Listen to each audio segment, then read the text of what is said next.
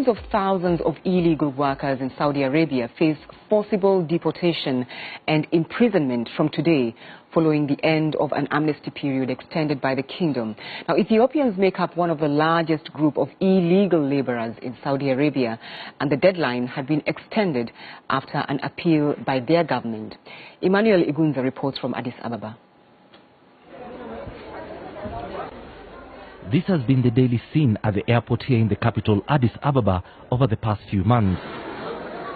Hundreds of Ethiopians back home from Saudi Arabia, where they had been living and working illegally. These are part of at least 400,000 Ethiopians that authorities believe have been working without proper documentation as domestic workers or in the transport and construction industries. They have taken advantage of a Saudi government amnesty to live without prosecution. Among them is 20-year-old Noura Ahmed, who has been there for the last 5 years. But with no family back in Ethiopia, it's a mixture of relief, regret and uncertainty for her as she plans for life here. I was a domestic worker in Saudi Arabia, but life was really tough. I couldn't work all the time because I didn't have the proper documentation. I was not as comfortable as my country.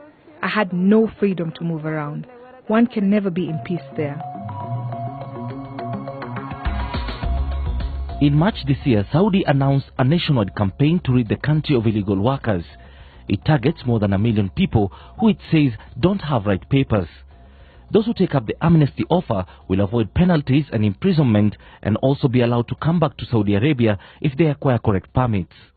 Well, so far only half of the people targeted have actually left Saudi Arabia, and countries like Ghana, Kenya and Ethiopia have been helping their citizens to leave the country in fear of what happened 3 years ago when Saudi authorities clashed with illegal workers as they tried to deport them. It is such concerns for their citizens that have made the Ethiopian government promise to give returnees loans to set up businesses if they return home. The national airline has also waived part of the airfare for those who can't afford it. We are really very much worried about the consequence that they face after this extended period ends, because we know that the Saudi government is committed to, the action that it wants to take. They will be imprisoned, and we don't want our citizens to face unnecessary imprisonment and also suffer any physical harm or humiliation. But Ethiopia is already facing high unemployment rates that have led to violent protests over the past 2 years. And it remains to be seen if such assurances can lure people back to their homeland. Emmanuel Igunza, BBC News, Addis Ababa. Poverty Nair, she's the director of the UN Institute on Globalization, Culture and Mobility in Barcelona. Thanks for taking time to talk to us on the program. We have had repeated deadlines given by Saudi Arabia, but it's believed thousands are still remaining there. They don't want to go. What's the problem? Why is there such reluctance? Well, one key reason why people do not wish to leave is because those who have been working, who are undocumented workers, are people who are going in search of a better life for themselves and their communities and their families, and they're always living under the threat of deportation. So, in a sense, while of course the situation in Saudi Arabia has been made very clear by the government, nevertheless, these people are providers for their families and their communities, and so they have reasons to stay and to continue working. But are there no incentives by governments, the governments from which they come, the countries from which they come, to get them back home? Sure, I think Ethiopia is a very clear case in point where incentives are being given. You've just listed some of them, flights, a reception committee at home, a lot of support in terms of getting loans to start up small businesses, etc.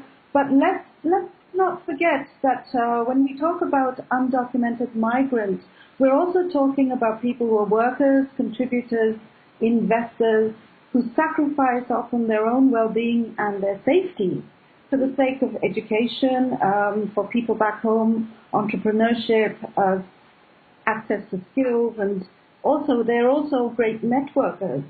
So Ethiopia, the country, is a classic case. Indeed, the Horn of Africa is a classic case where you see a cluster of issues that drive migration. issues like poverty, inequality, political issues, climate change, of course, is a very big factor as well, not to mention a history of war in the past.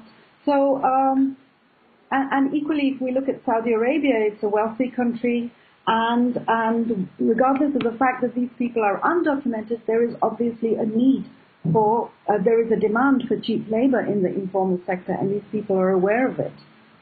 So what we see is that these people weigh up the pros and the cons, and there are more chances of improving the quality of life for oneself, one's family, one's community, and let's not forget that a migrant worker who may be alone in a foreign country herself or himself